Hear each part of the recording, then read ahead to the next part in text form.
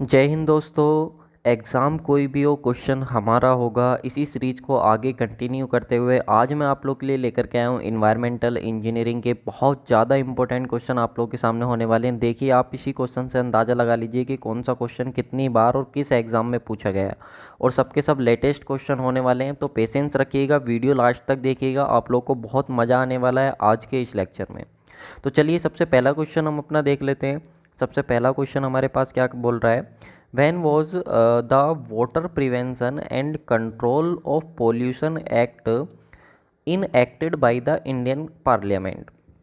यानी कि हमसे क्वेश्चन में ये पूछ रहा है कि इनमें से किस ईयर में जो हमारे पास water prevention and control pollution का जो एक्ट था वो इनमें से किस ईयर में आया था, ये हमको बताना है। जो इंडियन पार्लियामेंट है उसने किस ईयर में इसको एक्टिवेट किया था। तो ये देखिए हमारा इन्वायरमेंट से ही रिलेटेड है, क्योंकि वाटर पोल्यूशन वगैरह, एयर पोल्यूशन वगैरह, ये कहीं ना कहीं हमारा थोड़ा सा इन्वायरमेंटल इंजीनियरिंग से ही रिलेट करता है। तो इसलिए एक इंपॉर्टेंट क्वेश्चन आप लोग के लिए हो जाता है। तो अपना आंसर चूज़ कर लेंगे, तब तक मैं इससे रिलेटेड आप लोग को और फैक्ट्स बता देता हूँ। देखिए, यहाँ पे अगर हम बात करें द वेरियस रेगुलेशन, और जो हमारे रेगुलेशन है इंडिया के, अगर उनके बारे में हम बात करें तो सबसे पहला आता है the water prevention and control of pollution.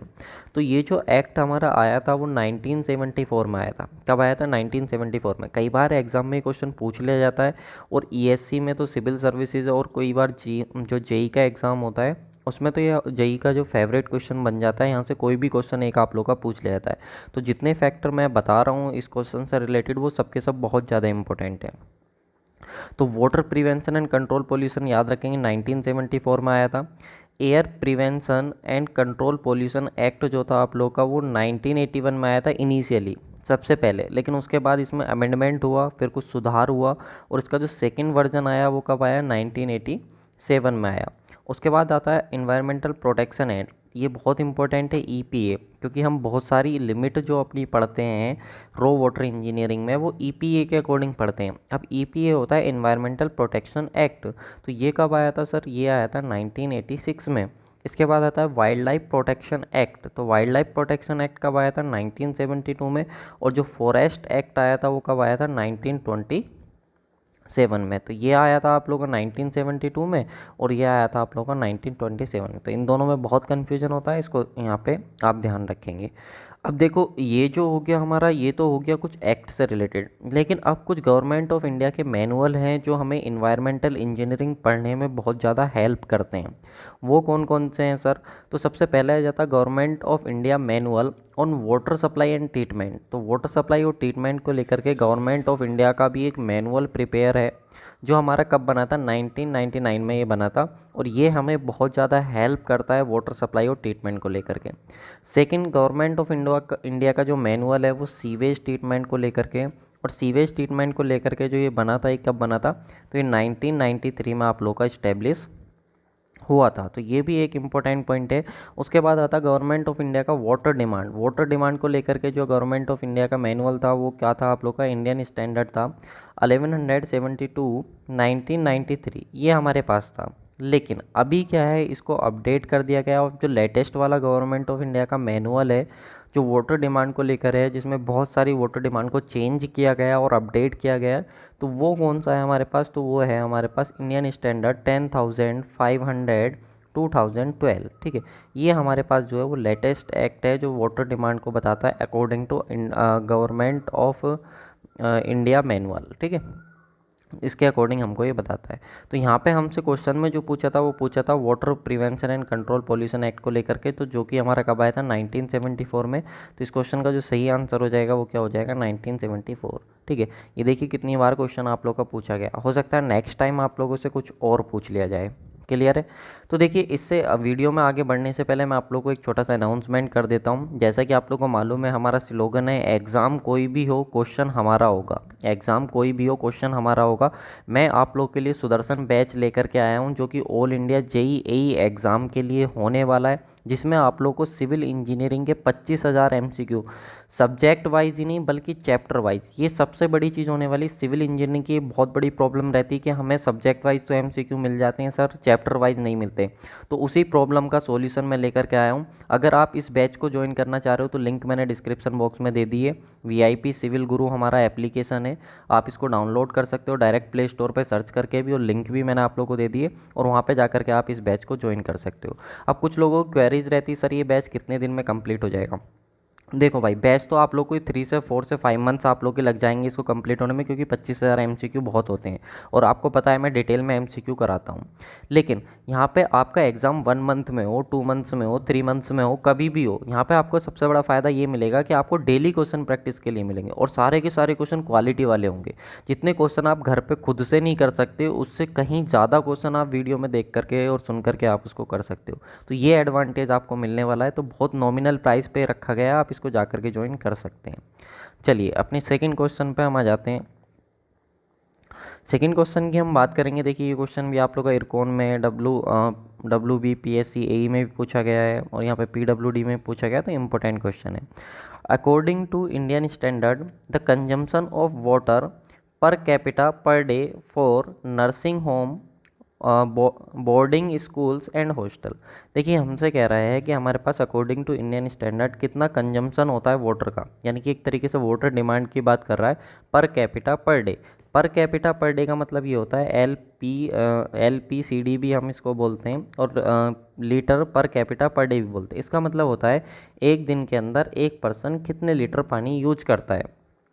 तो अगर हम बात करें सर नर्सिंग होम की, या फिर बोर्डिंग स्कूल की, या हॉस्टल की, तो ये सब हमारे किसके अंदर आते हैं सर, ये सब आते हैं हमारे पास डोमेस्टिक डिमांड के अंदर। किसके अंदर आते हैं, डोमेस्टिक डिमांड। अब सब डोमेस्टिक तो घर होता है, तो मैंने कहा हाँ, घर में जितनी वाटर हमको चाहिए होता है उसके बेस पे ही हम इसको अपना डिसाइड करके रखते हैं। तो देखो यही सेम क्वेश्चन जो है आप लोग का इस तरीके से भी पूछा गया है, क्योंकि ये नागालैंड PSC में पूछा गया था, और ये इस तरीके से ही पूछा गया था, एवरेज डोमेस्टिक वाटर डिमांड पर पर्सन पर डे।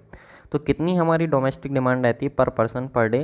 तो इसका जो सही आंसर है वो अपना चूज़ कर लेंगे आप। इसका मैं आप लोग को एक्सप्लेनेशन दे देता हूँ, आप अपना आंसर चूज़ कर लेंगे। वैसे इसका सही आंसर ऑप्शन नंबर ए होगा, लेकिन आप अपना आंसर चूज़ कर लीजिए, फिर मैं पहले एक्सप्लेन करके तब उसका आंसर आप लोग को बताऊँगा, ठीक है। तो देखिए सबसे पहले हम बात करते हैं वाटर डिमांड की। तो वाटर डिमांड हम सर कैलकुलेट करते क्यों हैं, क्यों हमको वाटर डिमांड चाहिए। तो देखो भाई, अगर हमारे पास एक कॉलोनी है, ये हमारे पास एक शहर बसा हुआ है, इस शहर को हमको क्या देना है, वाटर सप्लाई देना है। तो वाटर सप्लाई अगर देना है तो उससे पहले ट्रीटमेंट करना होगा, और यहाँ पर हमारे पास सोर्स ऑफ वाटर होगा। तो सोर्स ऑफ वाटर से जो वाटर जाएगा वो हमारा ट्रीटमेंट प्लांट में जाएगा, और ट्रीटमेंट करने के बाद हम उसको सप्लाई कर देंगे अपना कॉलोनी में। अब देखो तो सर जो आप वाटर सप्लाई करने वाले हो इस सिटी को, तो आपको कम से कम ये तो पता होना चाहिए ना कि कितना वाटर सप्लाई करना है। अब जितना वाटर सप्लाई करना होगा उसके बेस पे ही आप अपना क्या करोगे, ट्रीटमेंट प्लांट अपना बनाओगे, और उसी के अकॉर्डिंग अपना आप सोर्स ऑफ वाटर देखोगे। क्योंकि मान लो कि आपको वाटर की ज़रूरत है, सपोज आपको ज़रूरत है वाटर की, जो रिक्वायरमेंट है वो 1,000 लीटर पर डे आपको चाहिए, ठीक है। यानी कि 1,000 लीटर पानी आपको चाहिए, 10,000 20,000 लीटर पानी आपको चाहिए, और आपका सोर्स जो है वो उतना कैपेबल नहीं है वाटर को आपको सप्लाई करने में। तो फिर आप क्या करोगे, आप नहीं कर सकते ना, उस यूनिट को डिज़ाइन नहीं कर सकते आप। तो आपको क्या होता है, सबसे पहले हम अपना जो हमारे पास सिटी होती है उसका हम करते हैं पॉपुलेशन फोरकास्टिंग वगैरह करते हैं। फिर हम अपने उसके अकॉर्डिंग हम देखते हैं कि प्रेजेंट में कितनी पॉपुलेशन है, और प्रेजेंट में कितनी पॉपुलेशन है, फिर उसकी पॉपुलेशन फोरकास्टिंग करते हैं। फिर आने वाले 30 20 50 साल के लिए हम अपनी यूनिट को क्या है, डिज़ाइन करते हैं। तो ये जो हमारी इसकी डिमांड होती है कि कितना इसको वाटर चाहिए, वो हमारी क्या कहलाती है, वाटर डिमांड कहलाती है। अब ये जो वाटर डिमांड होती है इसको अलग अलग कैटेगरी में क्लासीफाई करा गया है। जैसे कि सर डोमेस्टिक वाटर डिमांड, तो डोमेस्टिक वाटर डिमांड जो होती है वो आप लोग की डोमेस्टिक वाटर डिमांड जो होती है वो 135 लीटर पर कैपिटा पर डे होती है। अब इसको भी क्लासीफाई करा गया है, डोमेस्टिक डिमांड भी आप लोग की 135 से लेकर के 200 या 250 तक ये आप लोग की वेरी करती है, जो डोमेस्टिक वाटर डिमांड होती है। अब इसको भी आप लोग को क्लासीफाई करा गया। अगर मान लो 135 या फिर 200 की मैं बात करूँ, तो 135 जो होता है वो लो इनकम ग्रुप के लिए होता है, जिनकी इनकम कम होती है, जो वीकर सेक्शन के कैंडिडेट होते हैं उनके लिए 135 होता है। अब यही 135 200 से लेकर के 250 तक होता है किन के लिए, जो हाइयर इनकम ग्रुप के लोग हैं, या फिर जहाँ का जो फ्लैशिंग सिस्टम है जिस कॉलोनी का वो बहुत ज़्यादा अच्छा है, तो उन सब के लिए वैल्यू बढ़ करके कितनी हो जाती है, 200 से 250 तक हो जाती है। तो ये चीज़ आप ध्यान रखेंगे। और टोटल डिमांड का ये लगभग कितना होता है, एग्ज़ाम में पूछा गया क्वेश्चन है। तो टोटल जो भी वाटर डिमांड होगी हमारा, उसका लगभग 50 to 60%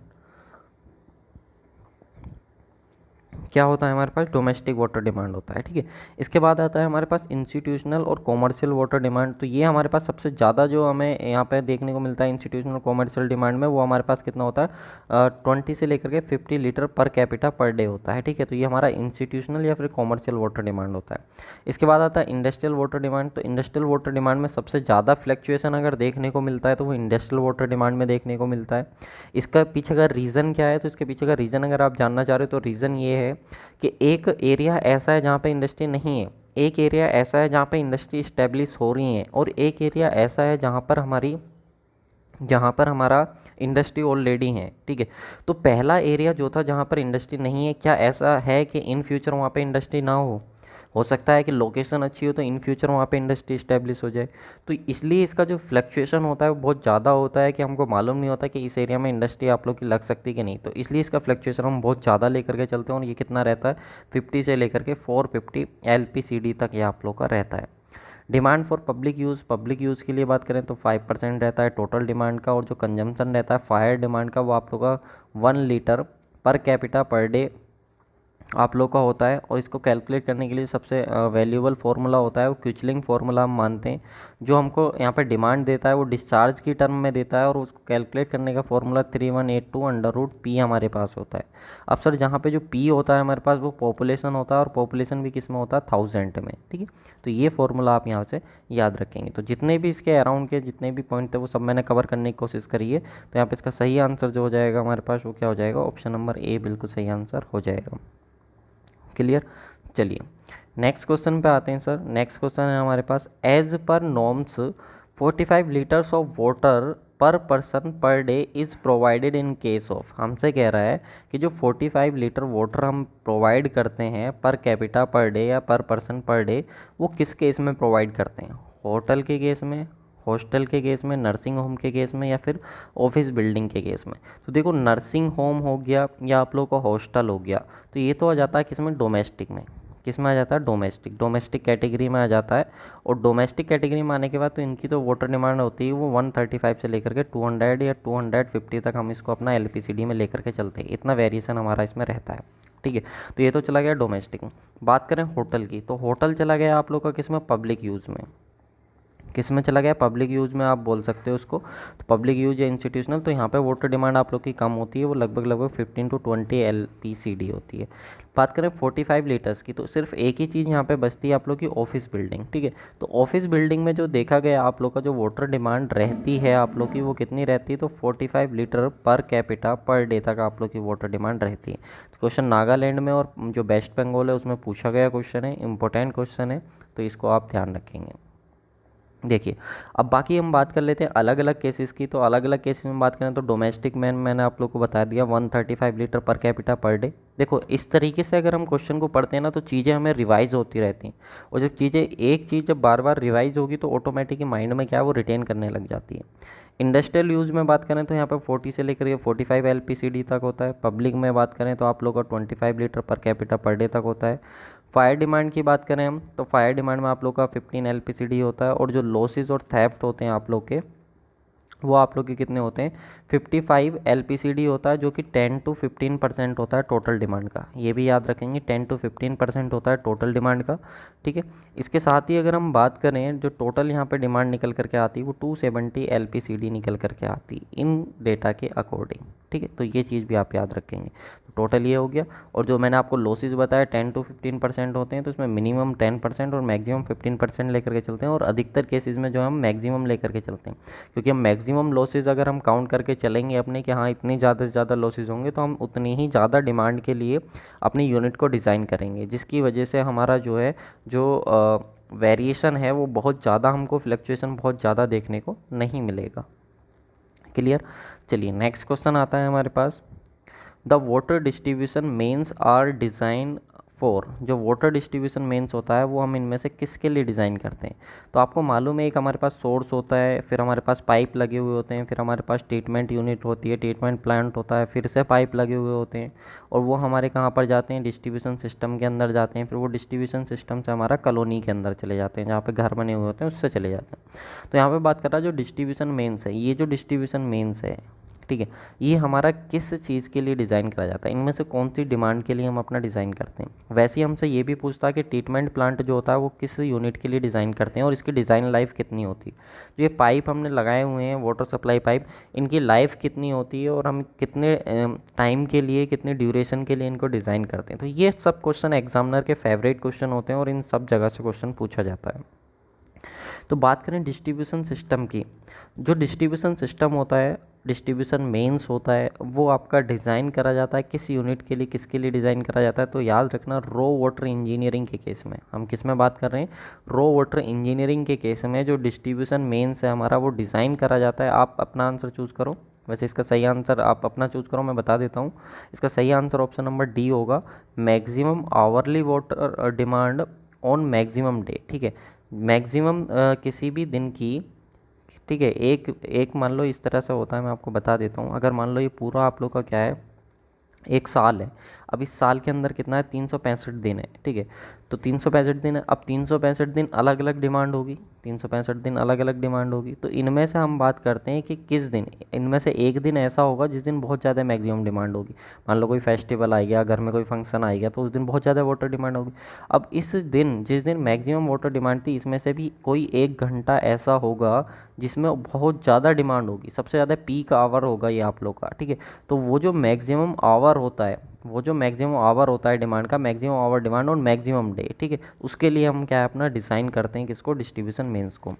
अब यहाँ पे अगर हम बात करें हमारा कॉन्सेप्ट क्या बोलता है, तो कॉन्सेप्ट ये बोलता है सर कोई भी डिस्ट्रीब्यूशन सिस्टम हो, अगर आप उसको डिज़ाइन कर रहे हो तो उसको डिज़ाइन करोगे मैक्सिमम ऑफ क्या सर, मैक्सिमम आवरली डिमांड और कोइंसिडेंट डिमांड। यानी कि जो एक्चुअल कॉन्सेप्ट है, जो ट्रू कॉन्सेप्ट है किसी भी डिस्ट्रीब्यूशन सिस्टम को डिज़ाइन करने का, वो ये है कि जो भी मैक्सिमम आवरली डिमांड है, सर ये मैक्सिमम आवरली डिमांड होती क्या है, ये कोइंसिडेंट डिमांड होती क्या है, थोड़ा सा वेट करो, चलो ये भी क्लियर करा दूंगा, ठीक है। तो यहाँ पे अगर हम बात करें सर मैक्सिमम आवरली डिमांड और कोइंसिडेंट डिमांड, इन दोनों में से जो मैक्सिमम होगी उसके लिए हम अपना वाटर डिस्ट्रीब्यूशन सिस्टम जो है वो डिज़ाइन करते हैं। अब सर ये कोइंसिडेंट डिमांड क्या होती है, तो कोइंसिडेंट डिमांड होती है मैक्सिमम डेली डिमांड प्लस के फायर डिमांड।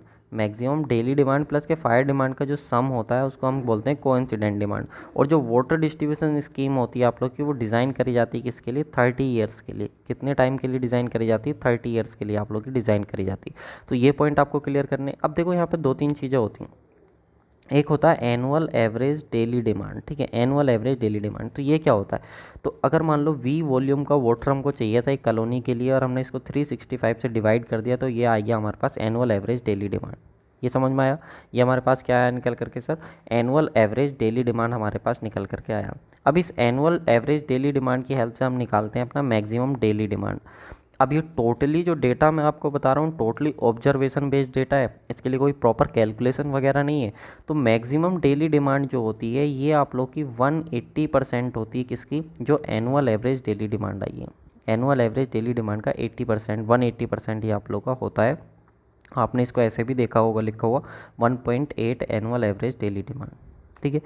ये आएगा मैक्सिमम डेली डिमांड। अब इसके बाद आता है हमारे पास मैक्सिमम आवरली डिमांड। तो मैक्सिमम आवरली डिमांड की अगर हम बात करें तो मैक्सिमम आवरली डिमांड जो होता है आप लोग का, वो होता है 150% of maximum daily demand. Maximum daily demand का कितना होता है, 150% होता है, ठीक है।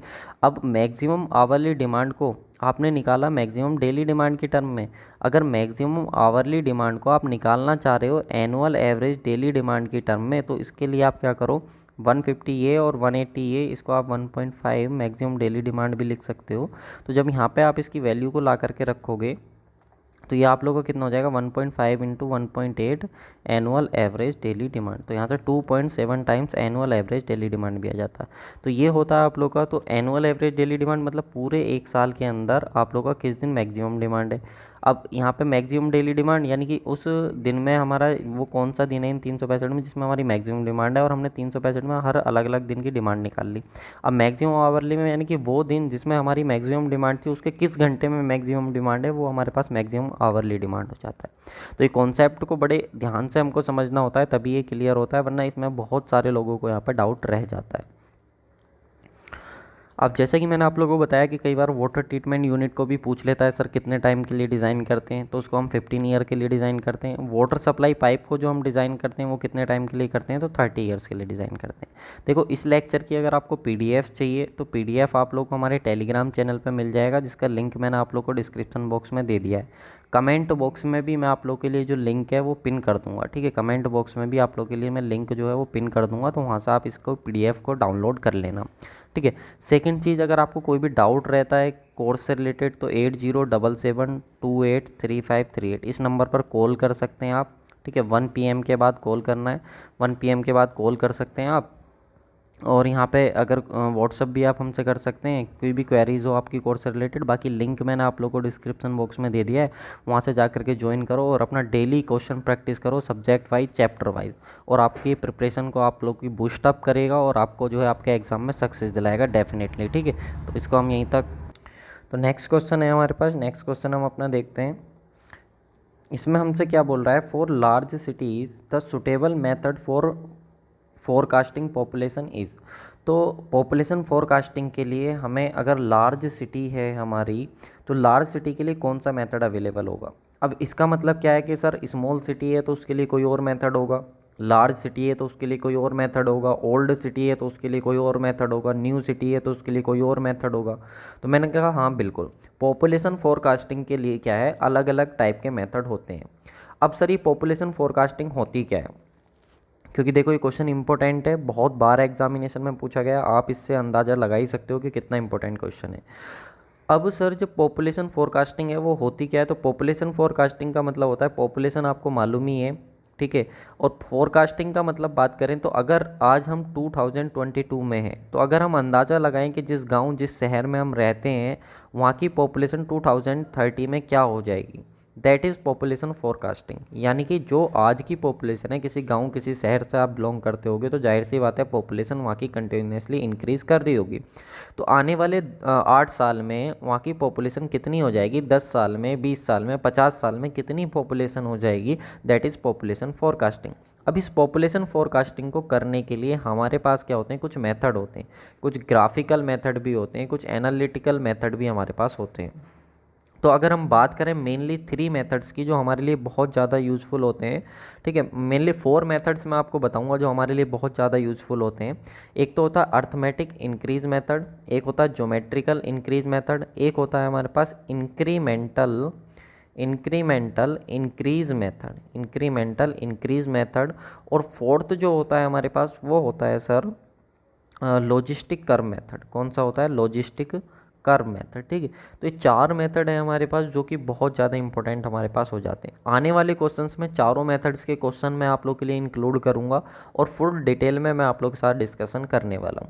तो यहाँ पे अगर हम बात करें क्वेश्चन के अकॉर्डिंग कि अगर सर हमारे पास लार्ज सिटी है, ठीक है, अगर हमारे पास क्या है लार्ज सिटी है, तो लार्ज सिटी के केस में हम कौन सा यहाँ पे यूज़ करेंगे, तो अपना आंसर आप चूज़ कर लीजिए, तब तक मैं आप लोगों को इनके फीचर्स बता देता हूँ, ठीक है। तो यहाँ पे अगर हम बात करें तो देखिए सबसे पहले आता है हमारे पास अर्थमेटिक इंक्रीज मेथड। तो अर्थमेटिक इंक्रीज मेथड जो होता है सर, ये हमारा पॉपुलेशन फोरकास्टिंग का मेथड है, और इससे जो हम पॉपुलेशन फोरकास्टिंग करते हैं PN is equal to P naught plus के N X बार।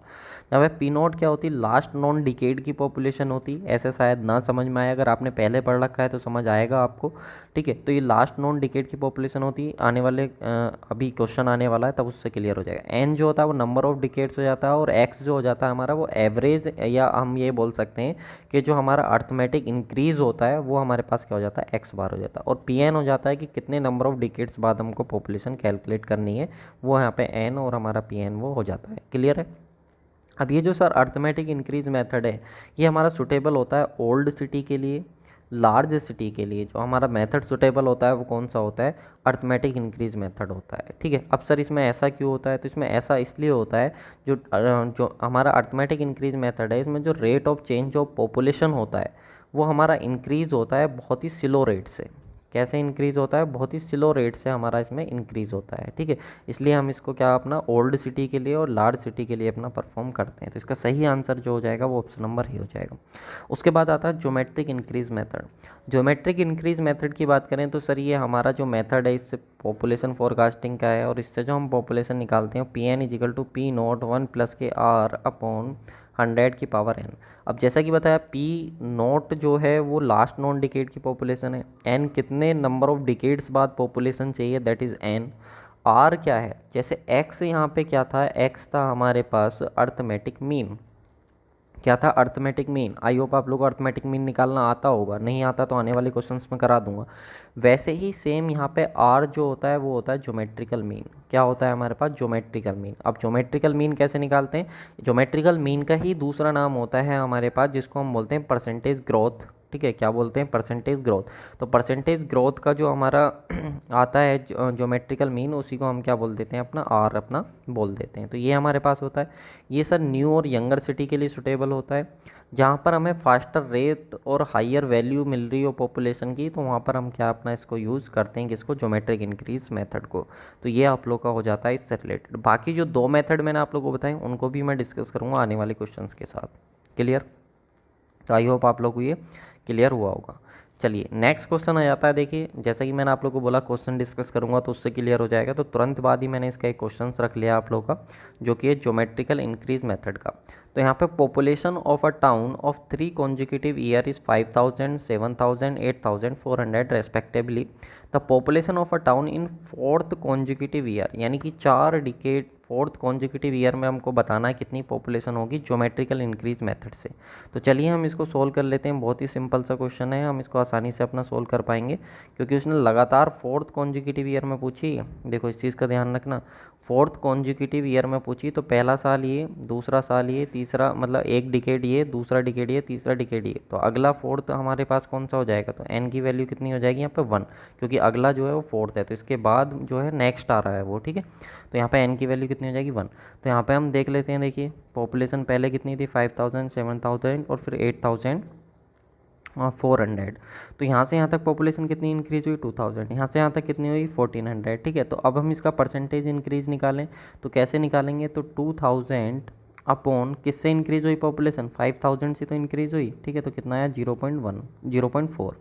ऐसे यहाँ से यहाँ तक पॉपुलेशन कितनी? 1400। किससे बढ़ी? 7000 से। 7000 से बढ़ी तो इसको हमने निकाल लिया 0.2, ठीक है।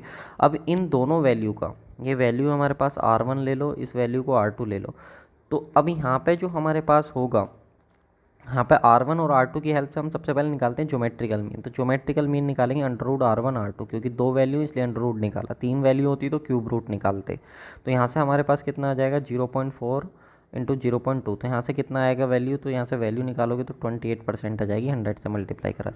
वैसे ही हमने अर्थमेटिक मीन निकाला इनका, तो अर्थमेटिक मीन अगर हमने निकाला तो 0.4 प्लस के 0.2/2, दो वैल्यू दोनों को सम करके हमने 2 से डिवाइड करते हैं 30%। तो इन दोनों में से कौन सी वैल्यू ज़्यादा आई? तो इनमें अर्थमेटिक मीन की हमारा ज्योमेट्रिकल मीन। तो आप बोलोगे सर अर्थमेटिक मीन ज़्यादा आया 30, तो यहाँ पे हम जो वैल्यू लेंगे अपनी आर की वो कितनी लेंगे? 30% लेंगे, ठीक। तो इतनी वैल्यू लेकर के हम अपने इसको सोल्व करेंगे। तो यहाँ पे देखो ये हमारे पास लास्ट नॉन डिकेड की पॉपुलेशन कितनी थी? 8400, 1 प्लस के वैल्यू कितनी आई? 0.3, या आप सीधा इसको रख लो, 30% भी रखना चाह रहे हो तो 30% रख लो, और यहाँ पे कितना आ जाएगा? इसकी पावर 1। तो जब इसको आप सोल्व करोगे 30% फिर नीचे 100 लेके आना पड़ेगा, तो कैसे ही करके आप उसको सोल्व कर लो। तो यहाँ पे 10,920 पॉपुलेशन हमारी आ जाएगी 4th डिकेड में, नेक्स्ट ईयर में, ठीक है। उसने नेक्स्ट ईयर में हमसे पूछा है, तो नेक्स्ट ईयर में ये पॉपुलेशन हमारी आ जाएगी। क्लियर? तो इसका सही आंसर क्या हो जाएगा? Option number A. तो इस तरीके से क्या है, हम अपना क्वेश्चन जो है वो सोल्व कर लेते हैं। ओके चलिए नेक्स्ट क्वेश्चन पे आ जाते हैं। नेक्स्ट क्वेश्चन है हमारे पास, यहाँ पे कह रहा, for growing town and cities having fast scope of expansion the method of population forecasting mostly. तो अभी मैंने आप लोग को बताया जहाँ पे फास्ट स्कोप हो एक्सपेंशन का, ठीक है, और कोई ग्रोइंग सिटी हो तो उस केस में आप कौन सा मेथड यूज करते हो पॉपुलेशन फोरकास्टिंग के लिए? अभी मैंने आप लोगों को बताया था ऊपर। यहाँ पे देखिए, which method is accurate for population forecasting for sound and rapidly increasing city. अगर रैपिडली इंक्रीजिंग सिटी है, बहुत हाई रेट के साथ वहाँ पे पॉपुलेशन ग्रोथ कर रही है, तो बीपीएससी यही में पूछा गया क्वेश्चन है। फिर उसके बाद देखो, the suitable method for population forecasting for young and rapidly increasing city. Young और रैपिडली इंक्रीजिंग सिटी के लिए ये देखो ओपीएससी में और बीपीएससी में पूछा गया क्वेश्चन है। तो अभी मैंने आप लोग को बताया था कौन सा होता है, ज्योमेट्रिकल इंक्रीज मेथड होता है। अभी जस्ट ऊपर मैंने आप लोग को बताया था मेथड, फिर उसका क्वेश्चन कराया, फिर एक और क्वेश्चन उसका हमने इंक्लूड कर लिया, और ये हमारे पास क्या होता है, तरीका होता है कैलकुलेट करने का। ठीक है, तो आज की इस वीडियो में इतनी क्वेश्चंस रखते हैं, बाकी मैंने आप लोग को बता ही दिया।